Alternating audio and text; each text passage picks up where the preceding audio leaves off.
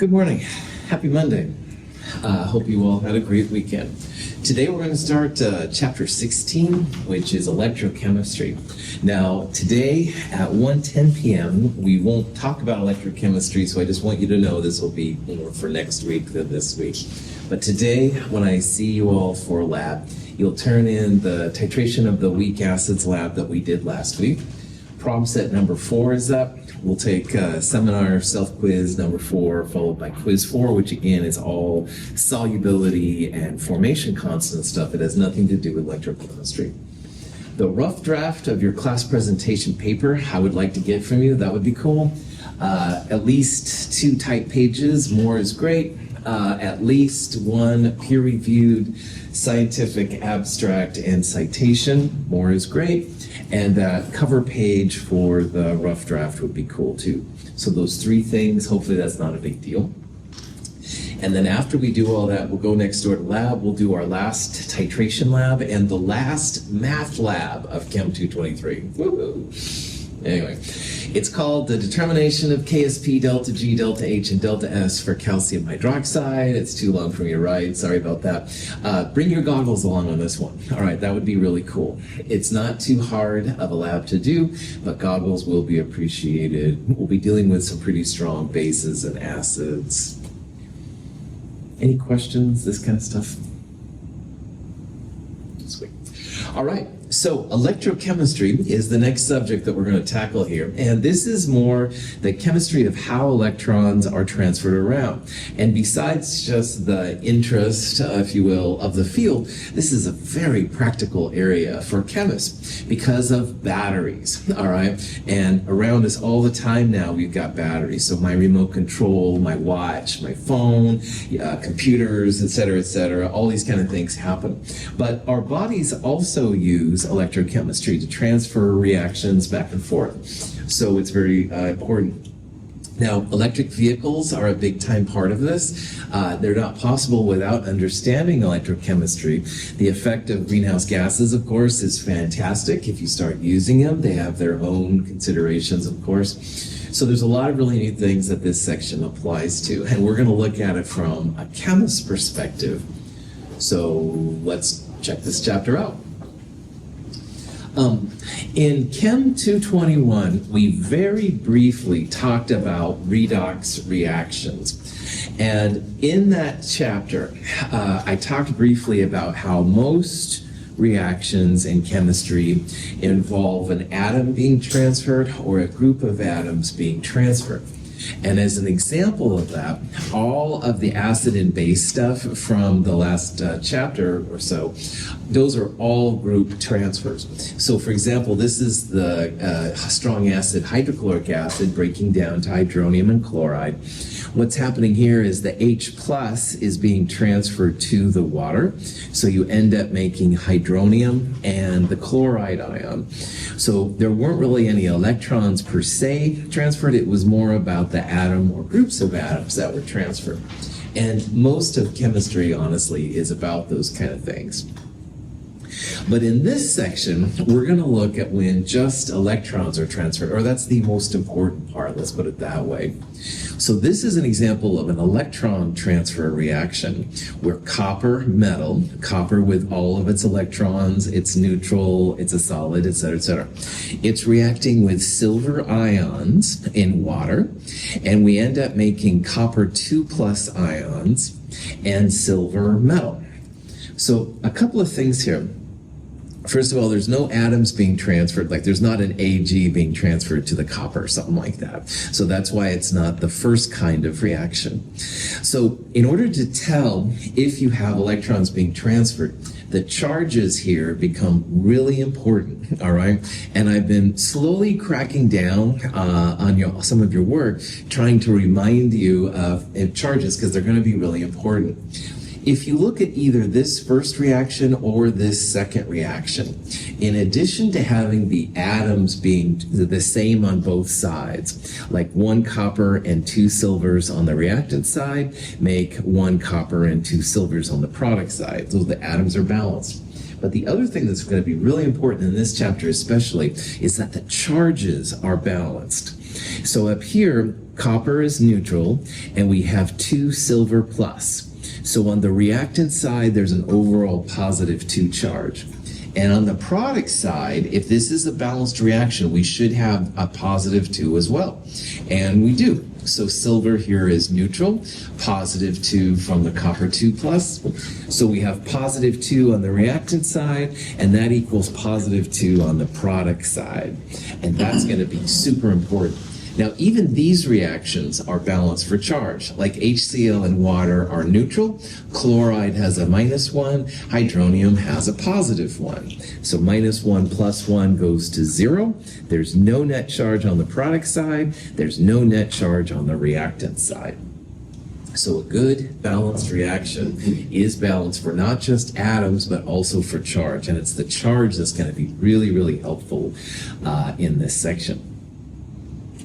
So if you break down this latter reaction into just the copper parts and just the silver parts, you can more readily see what's happening with the electrons. So what I'm going to do here in a little bit is I'm going to show the copper and the copper 2 plus as one reaction, and I'm going to put this 2 silver pluses and 2 silvers as a second reaction. If you remember that charge has to be balanced, initially with like copper, you'd have copper 0 and copper 2 plus. Excuse me. And that's not a balanced reaction in my world. So when you have something like this, you can add negative electrons. And this will help make the charges balanced out. So if we add 2 negative electrons are negative, all right? -2 from the 2 electrons, +2 from the positive copper 2 plus. This whole side now has a net charge of 0, and that's what the copper metal has. So if you show these reactions, what we'll start calling half reactions, you can show your electrons. And for the kind of reactions we're going to do in this chapter, this can be really, really helpful. Now for the other one, it was 2 silver plus on the reactant side and 2 silvers on the product side. So silver doesn't have a charge, it's got a charge of 0. 2 times +1, +2 from the 2 silver ions. So we can make the charges balance by adding 2 electrons to the silver plus side. Because then we've got 2 times +1 on the silver and 2 times -1 on the electrons. +2, -2, all goes to 0. And that's good because this side has a charge of 0 as well. So for redox reactions, this is something we'll do. Often we'll break them down into what we're going to start calling half reactions. And half reactions will show electrons in order to make sure everything is balanced up. Now in an overall reaction, don't show electrons, all right? It's like showing your dirty laundry if guests come over. That's kind of strange, but that for some reason popped in my head. So showing electrons isn't cool in chemistry, usually, unless it's a half reaction. And then you can tell where the electrons are, what role they're playing, and stuff like that. So again, overall, all of these reactions up here, they're all balanced for mass, numbers of atoms, and charges, all right? And if you balance with electrons right here, you can tell the things that are creating electrons and the things that are absorbing electrons. Any questions on any? Cool. So, a redox reaction is the name that scientists use when electrons are being transferred around. All of those atom and groups of atoms being transferred, those aren't redox reactions usually. In a redox reaction, you're going to have electrons being transferred. And so when you have electrons being transferred, instead of calling them oxidation reduction, which is the formal name, a lot of times people break it down to redox. So redox means that electrons are being transferred, and it also means that you have something generating electrons and something taking those electrons. And if you do this right, you can actually create a current. Now, most of the time at home, we use like an electric outlet to plug in our blenders or charge our phones or whatever. You can do this in the chemistry lab as well. You can hook up the right chemicals, let them react, and you can create useful current as well. So electrochemistry then is just the study of all these processes where you could, if you wanted to anyway, create a good current to use to charge your phones and stuff like that. In Chem 221, we talked about oxidation and reduction, and we're going to review it here again too. Oxidation is when you lose electrons. So if you have a reactant and it's undergoing oxidation, the product will have fewer electrons than the reactant did. It's creating electrons. It's an increase in the oxidation number, although we won't use that as much as we will the other ones. Now, electrons are so reactive, though, they don't usually exist by themselves. So if something's creating electrons, which is what's happening in oxidation, something has to take those electrons, and that's the site of the reduction. Reduction is the absorbing of electrons to do something. It's a decrease in oxidation number, if you want to go there. Now, these are the true science terms, oxidation and reduction. But for whatever reason, and I'm just the messenger here, there's also these other terms called oxidizing agent and reducing agent. And they're kind of the opposite of what these are right here. So an oxidizing agent is something that allows a chemical to be oxidized and itself is reduced. So if you see oxidizing agent, that just means that something's being reduced, all right? And likewise, a reducing agent is something that's allowing another chemical species to be reduced. It itself is being oxidized. And again, I don't know where this came from, but I have run into this so many times. Once in a while, I've helped the people down in automotive technologies with like some kind of question about batteries or whatever. And they're always referring to their oxidizers. They're almost always oxidizing agents once I figure it out. And their reducers are reducing agents. So I don't know how these terms develop. I hate them. I won't lie as a teacher. But that being said, just remember, agent, it's the opposite. So reducing agent is oxidized, and oxidizing agent is reduced. Questions on any of that? Okay. So oxidizing and reduction are the important parts here. And in Chem 221, I introduced you to my friend Leo the lion. Cool lion. Anyway, I love this picture. Anyway, we're going to say this lion's name is Leo, and Leo says, grrr! Now, sound effects obviously are not necessary in this, but because I'm still adolescent. Leo says grrr is an acronym for oxidized and reduced, all right? So Leo stands for something that's losing electrons, it's being oxidized, and grrr stands for gain electrons reduced. So here are just some examples of species that are oxidized and reduced. First of all, you always look at the reactants. Don't look at the products because you'll get confused. So the reactant zinc here, zinc has lost 2 electrons, all right? And if you lose electrons, it's being oxidized. So we would say here that zinc is being oxidized. Likewise, the copper 2+ reactant is gaining electrons to become copper metal. Copper 2+ is being reduced. Now, if I was talking to my friends down at Automotive Tech, they would probably say zinc is the reducing agent. Okay, no problem. You just have to remember that reducing agent is the same as oxidized. And they would call my copper 2+ an oxidizing agent. I would say here that copper 2+ is being reduced. Now, in the past, other people taking chemistry in other places have sometimes used oil rig, and that's fine.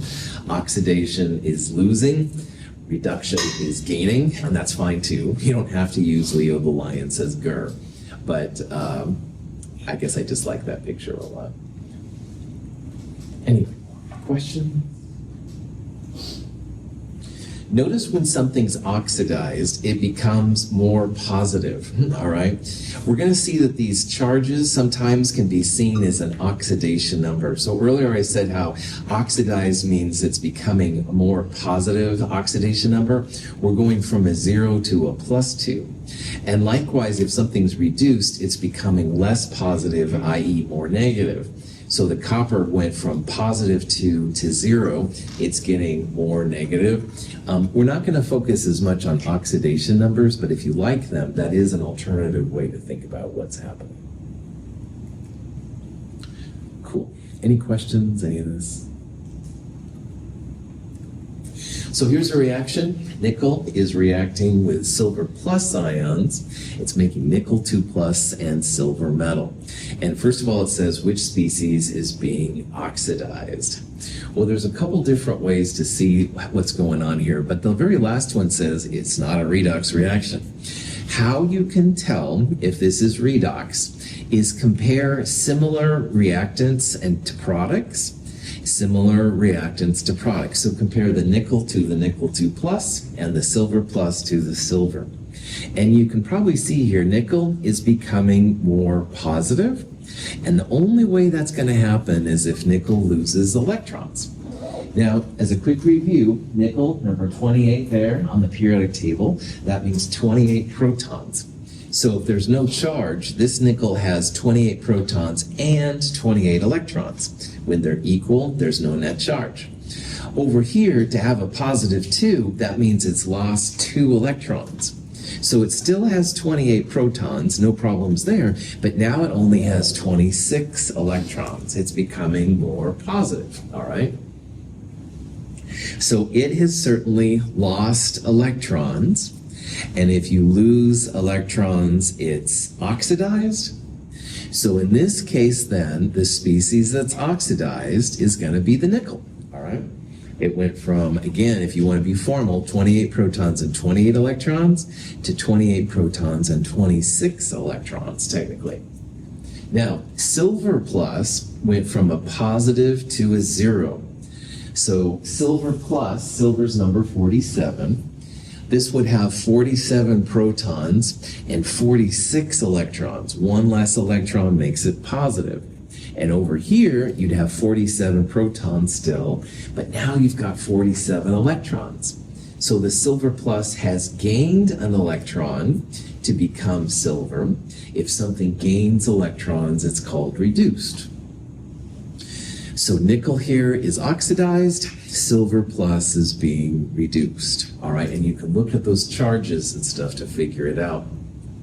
Now, this question also lists the two products, but when it comes to oxidized and reduced, you almost always use just the reactants. You can ignore the products, so those would not be considered in this kind of reaction. Any questions on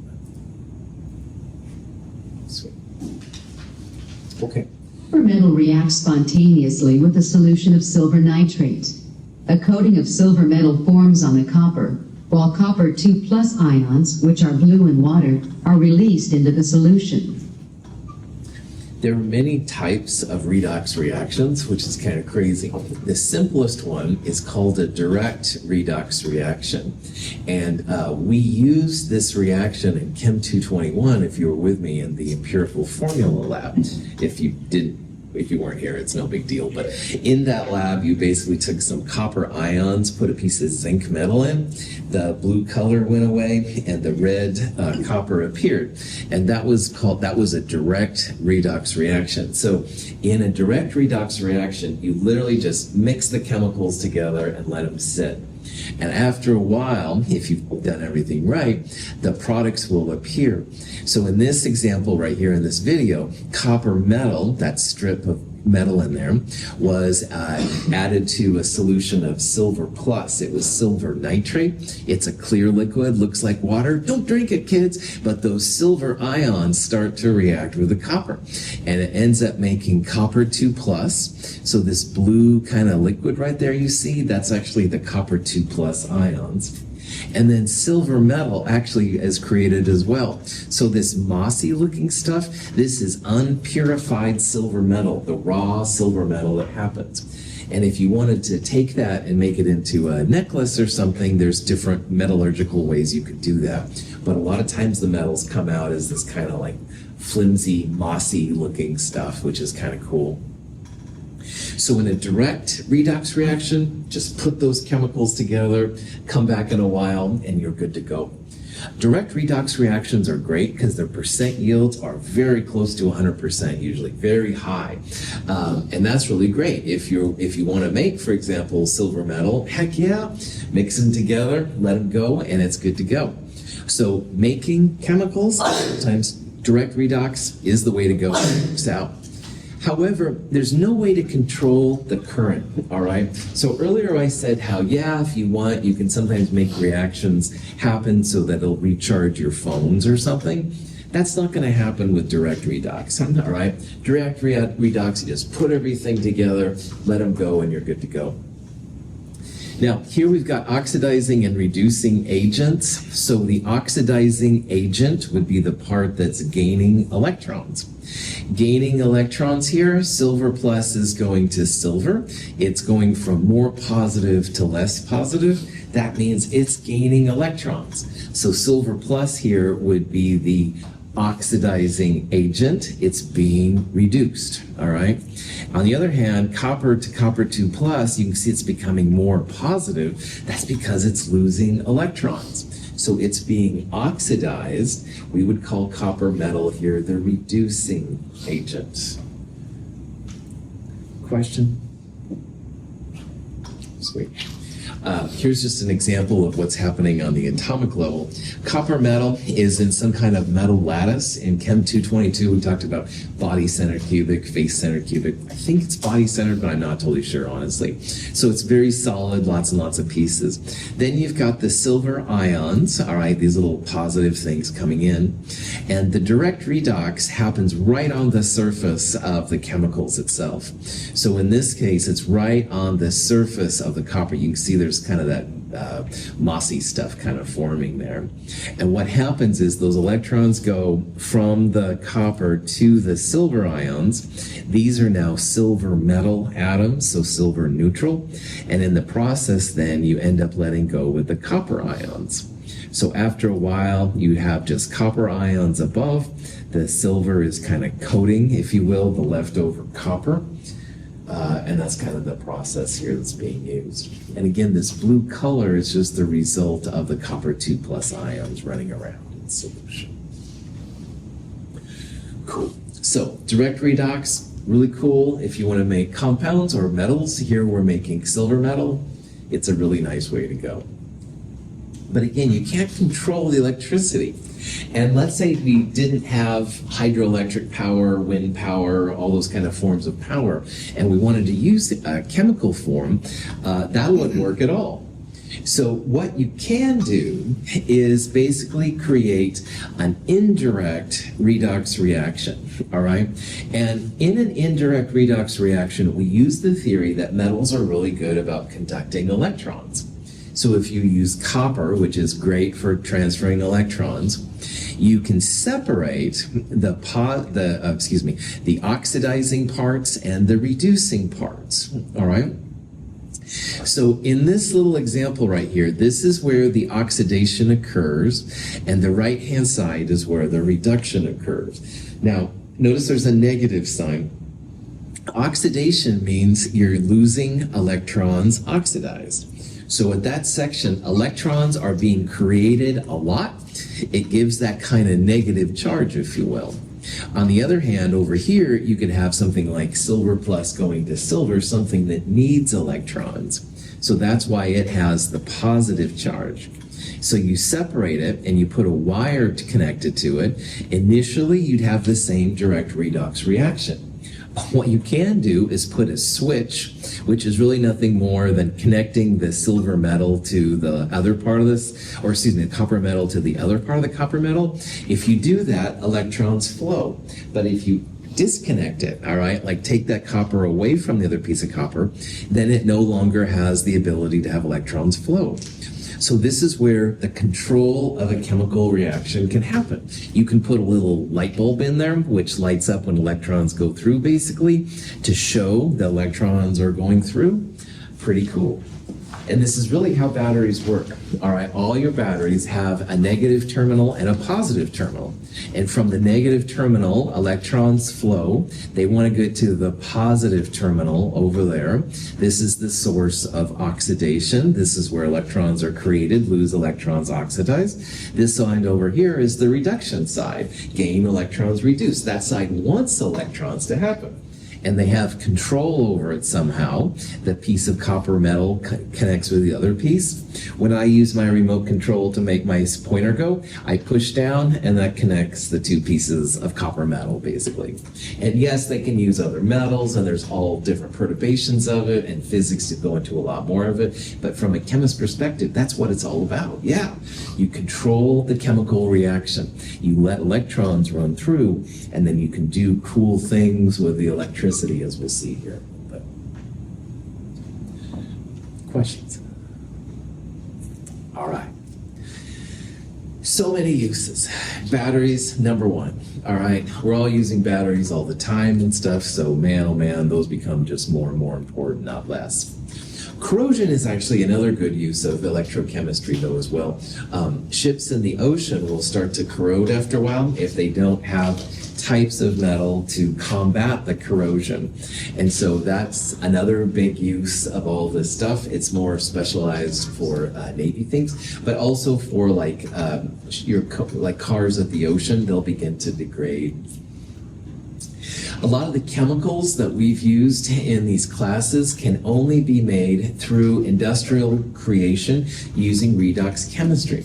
So for example, sodium hydroxide, which we've used so many times, sodium hydroxide is best made in a lab, and they will use oxidation, reduction, stuff like that.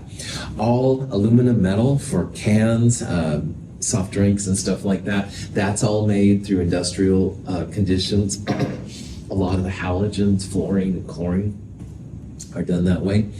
But heaven's sakes, for breathing alone, this is another good use of redox, because as the oxygen goes into the iron, there is a little bit of redox chemistry going on. And so that allows then the oxygen to go into the heme. The heme goes to other parts of our bodies where the oxygen is needed to make carbon dioxide, stuff like that. So yeah, this is pretty important stuff, not just for cell phones and rotting cars, but also for us to breathe. It's kind of cool. So. Questions? All right.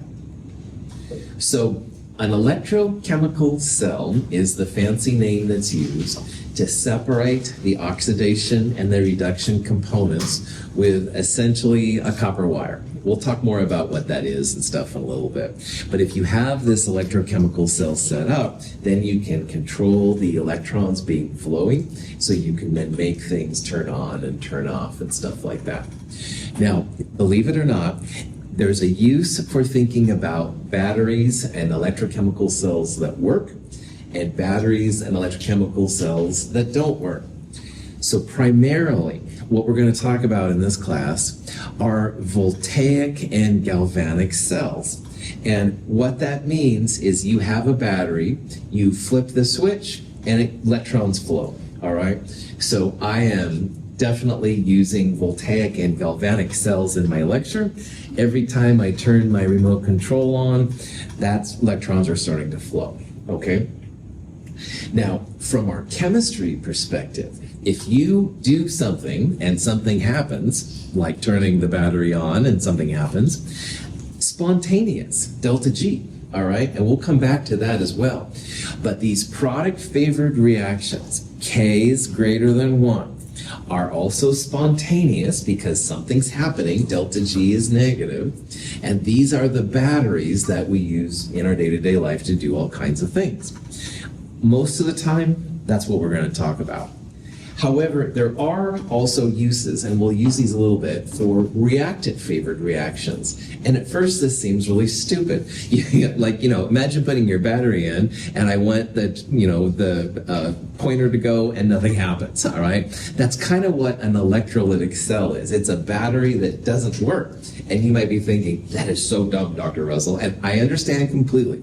However, we're going to see how sometimes you can use a product-favored reaction's electricity to make a reaction occur that doesn't happen by itself. This process is called electrolysis. Electrolysis is basically adding electricity from some source to make a reaction happen. And as an example of this, the production of aluminum metal, which is used in cars and soda cans and all that kind of jazz, all made through electrolysis. And here in the Northwest, there were a lot of aluminum plants that were using the cheap power from our dams to create aluminum metal, which could be used in aircraft and other peaceful things too. But anyway, yeah, you need electricity to make a lot of these reactions happen. So an electrolytic cell, again, is it's like a battery. You're going to have an electrochemical cell, oxidizing and reduction, but it doesn't work by itself. You have to add electricity to make it happen. We'll talk about this later in this chapter and stuff. Again, most of what we're going to talk about are the batteries that work. All right, you put them together, you push the button down so the circuit is made, and the electrons start flowing. But there is a use for these other kinds as well. So, questions? Cool. You could say that when you go to Fred Meyer's, wherever, and buy a battery, those are all voltaic or galvanic cells. They better be, all right, because you want them to work. You don't want to push the button and nothing happens. However, if you, I don't know, went to the dollar store or somewhere and bought a really old battery and put it in and nothing worked when you pushed it down, that would be then an electrolytic cell, all right? We'll talk about why batteries die and stuff later too, but anyway, questions? Okay. Now, voltaic and galvanic are actually terms that come from some of the scientists that did this work. And it's amazing. These dates are very, very old, as you can see, 1700s. Both of these scientists were Italian. Volta was the one, Galvani was the other. And they were competing a little bit and stuff, and there's some kind of fun history about it. However, in my opinion, the most famous electrochemical scientist of all was Frankenstein. If you've seen Young Frankenstein, all right, you'll understand this reference. If you don't, then I apologize, but he wasn't really, anyway, Frankenstein.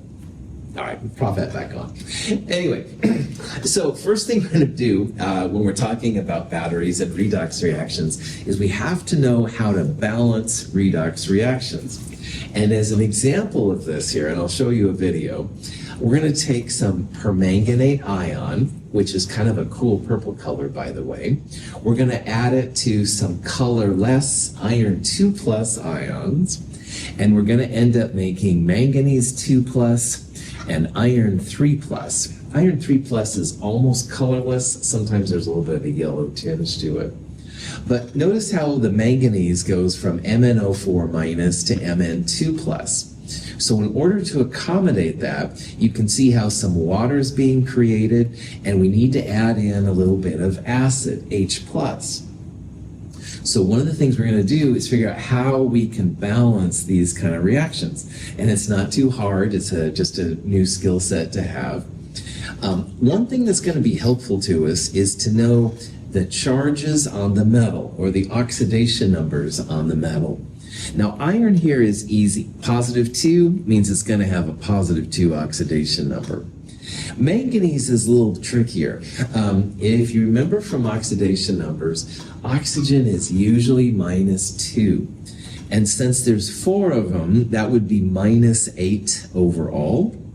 But the whole species, the whole MnO4, has a -1 charge.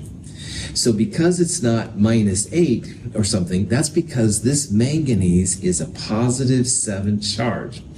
So if this is +7, and there's 4 times 2 -8 from the oxygens, 7 -8 means this thing is going to be -1. So that's how you can figure out the charges, the oxidation numbers on these metals. Over here, it's easier because they're not complex with anything. This is just +2 manganese, This is +3 iron. Now, why this is cool for chemists is because you can see here how manganese goes from a positive 7 to a positive 2. All right? And the only way it can do that is if it gains 5 electrons. Each electron is negative 1. So 5 times minus 1 would be minus 5, minus 7 plus 7 minus 5. That's how we get the positive 2. So Mn positive 7 is gaining 5 electrons to become manganese 2 plus. On the other hand, iron's going from positive 2 to positive 3. And that can only happen if the iron 2 plus loses an electron. Positive 2 iron then becomes positive 3. Now what's really cool is that we figured out here that the manganese needs 5 electrons to go from permanganate to Mn positive 2, from a positive 7 to a positive 2. Each iron is giving up 1 electron, positive 2 to positive 3. So the reason this 5 is there is that we're getting our 5 electrons from the 5 iron 2 pluses. So the iron plus 2, 5 of them are giving up 5 electrons and becoming Fe3 plus. And those electrons are going to the permanganate, making the manganese go from a positive 7 to a positive 2. So this is where the balancing of all this stuff comes in really handy. And there's some techniques I'm going to show you here in a little bit that are pretty chill. Now, everything I'm going to talk about is in the redox reactions handout, which is in the companion and online. We'll talk about all of this, but first I'll show you what would physically happen if you mix the chemicals together. Purple solution is aqueous potassium permanganate. The colorless solution contains iron 2 plus ions. When we combine them, a redox reaction occurs. The permanganate ion is reduced to manganese 2 plus, and the iron is oxidized to iron 3 plus ion. You can tell the solution kind of is a little bit off yellow. That's often the case with iron plus 3. We used iron plus 3 of the determination of an equilibrium constant lab. The Fe3 plus, it was a little bit off color, but then you added the SEN minus and it became red, brown, orange kind of color, so no big deal. Anyway, so what we're going to do now is just see how you can balance this. And it's a lot easier than what we went through right here, I won't lie. But in order to do that then, these techniques will help us figure out then what's being oxidized, what's being reduced and stuff, and we'll be good to go. Another thing to consider, this reaction is in acid, H+. So the pH of your solution will also make a difference, all right? So pH would be less than 7 because this has an acid to it.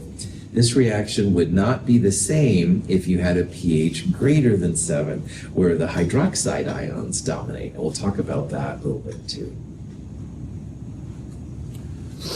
Questions on any of that? Sweet. So, as an example, let's say that we wanted to find the oxidation number, the charge, if you will, on the vanadium ion in VO2 plus 1. All right, it's not as hard as it might feel. Oxygen is almost always minus 2, and oxygen is so social, if you will. It's in so many of these different compounds. So we have 2 minus 2 oxygens there. That's what the O2 says. So 2 times minus 2, minus 4. So whatever the vanadium is, plus minus 4 from the oxygens, we're going to have a positive 1 charge.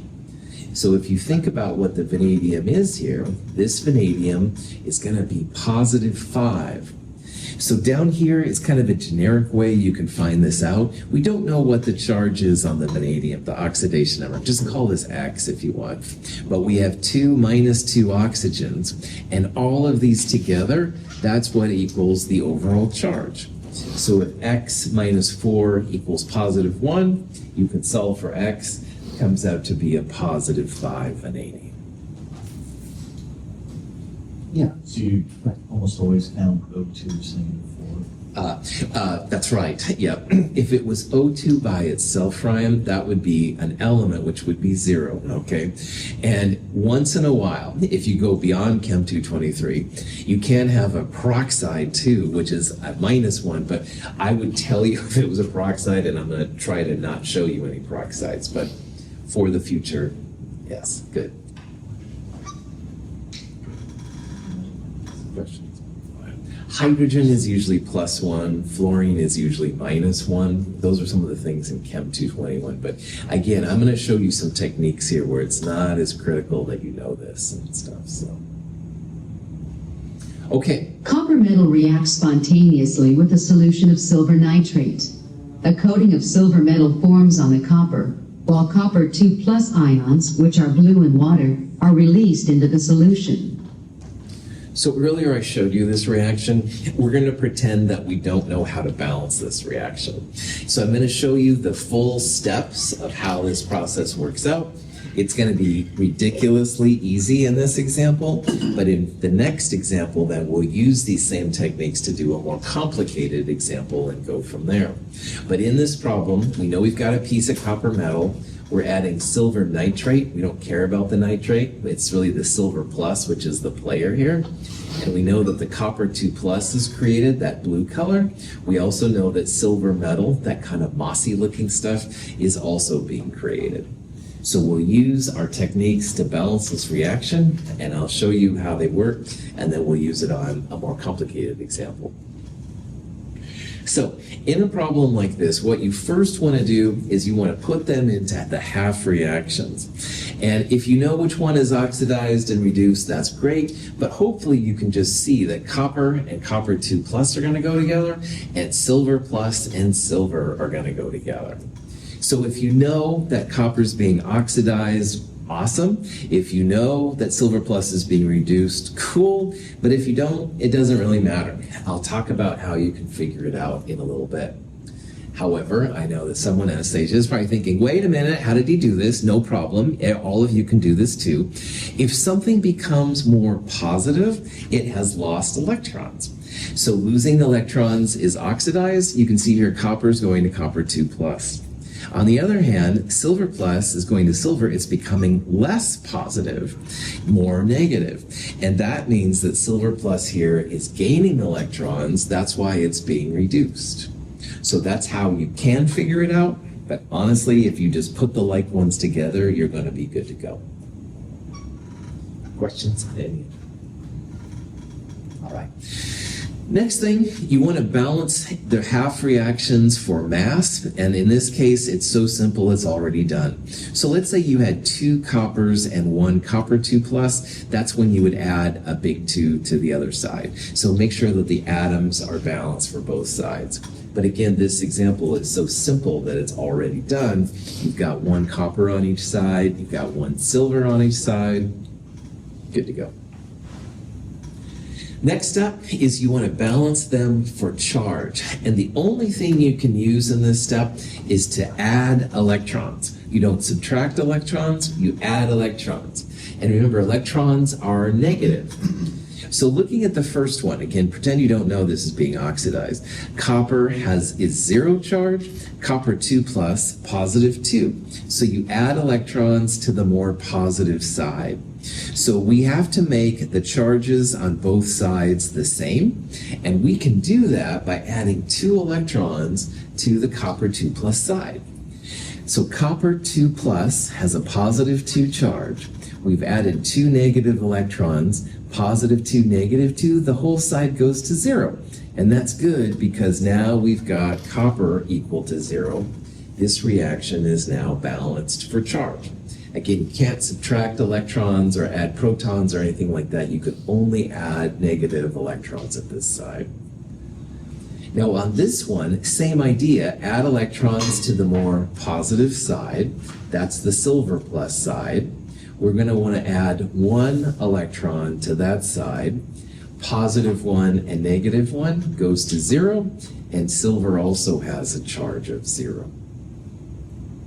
Now, if you've done this right at this step, one side will have electrons as products, and one side will have electrons as reactants. And you can see that's how it worked out.